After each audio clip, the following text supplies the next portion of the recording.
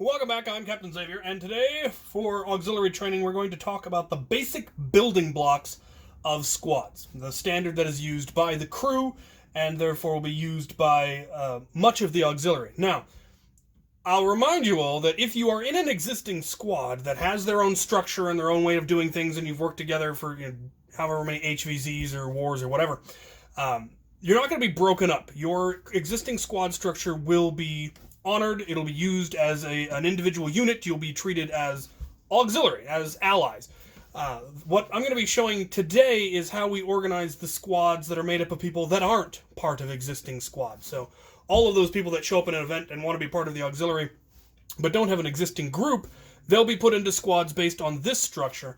And it's a really good idea for those of you that are part of existing squads to learn this structure as well, because it's entirely possible that at some point you'll be at an event that your whole squad isn't there, and you'll be assigned to an existing or one of our squads, or in the unfortunate event that your squad is almost entirely wiped out, the remains of your squad may be reassigned to another squad or put together with squads in order to form an actual functioning fighting unit again. And so it would be a good idea for you to know the standards that the rest of the crew and the auxiliary are operating under in the event that that happens. It allows us to be much more efficient, which allows us to be far more effective. That is the whole point of the standards and the training and all of that we're going to be teaching within these series, to make us more efficient and therefore more effective by having standardized orders, standardized radio communications, nonverbal communications, verbal communications. All of that will be standardized so that it can be more efficiently utilized and will make us far more effective and should hopefully make things a lot smoother and a lot more fun. So, the basic building block of squads within the crew, and thus the auxiliary, is a two-man fire team.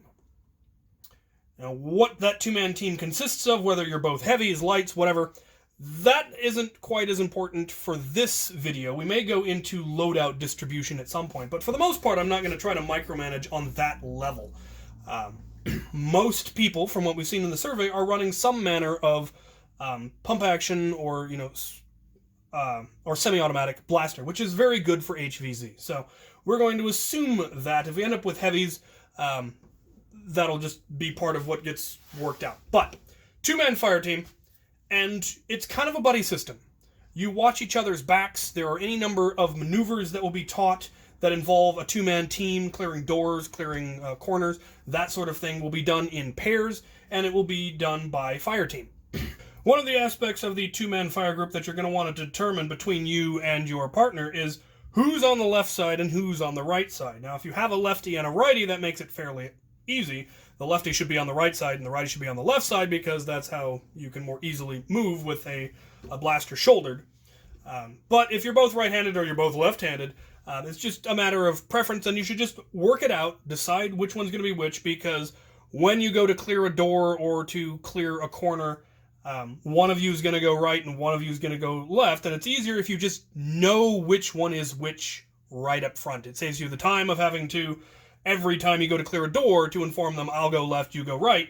Work that out beforehand, and you just always do the same thing going forward. So keep that in mind. It'll also come up once we go into formations. So keep that in mind, and that's just something that you'll just discuss with your fire teammate when you get put into the fire team. And sometimes that'll happen on the fly. When your previous one gets taken out, you end up with a new one. Just have a quick conversation. Hi, I'm so-and-so. I'll be going left. Or I'd like to go right. Do you have a problem with that? If so, work it out. Communication is going to be the key to all of this. There will be a great deal of communication between you and your fire team mate in order to keep things running smoothly and make sure you both know what's going on and are covered. Now, this is something that, if possible, you're going to want to know who your fire team member is going to be and be able to train with them and do all of the drills and practice all of the maneuvers.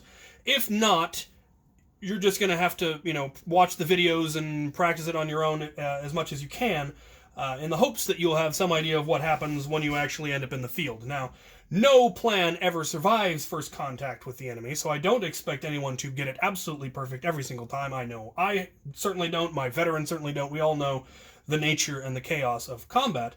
But the more you train and the more you drill, the more likely you are to do the right thing out of reflex, which is kind of what we're going for. So, 2-man teams, and you will do things like when one of you needs to reload, you will inform your fire team member that you are reloading, and he will inform you that he is now covering for you while you reload, and then once you are back up and ready to go, you'll simply say up, and you will move back into position, and he will go back to covering his section of the line.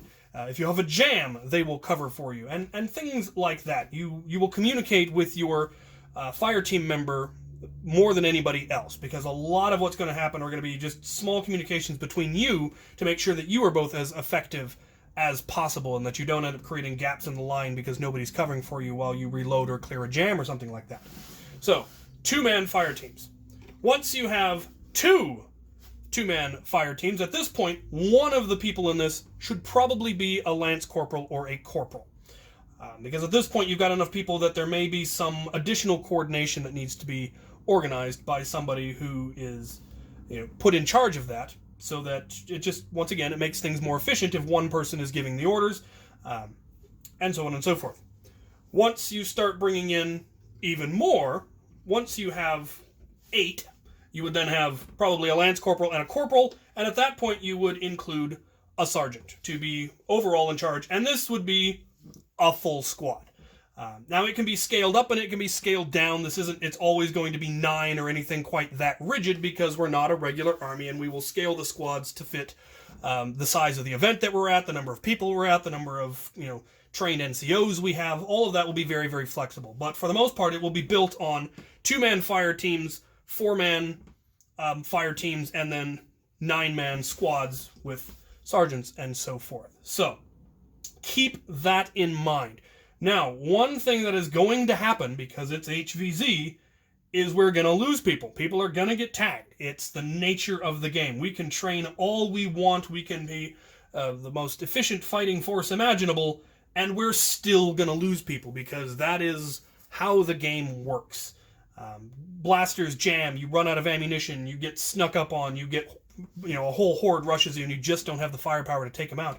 These things will happen, and so you need to be able to redistribute the fire team. So if, this person goes out and this person goes out, then these two might form into a new fire team in order to keep the effectiveness of the unit as much as possible. And that is something that you're obviously not going to really be able to do that as easily while under fire. So as the horde is rushing you, you're generally, it's going to get chaotic, and that's why, of course, why we have sergeants to help, keep track of what's going on and redistribute members as necessary and plug, holes in the line and all of that. And then after the engagement, if you manage to make it through, then they would take stock and say, okay, who's still up? Who needs a fire team? Redistribute members. You would, figure out who your partner is, introduce yourselves if you don't already know each other, just to acquaint yourselves, and then you move on. So that is the basic building block of squads. 2-man fire teams. If you have any questions, comments, concerns, suggestions, go ahead and put them in the comment section.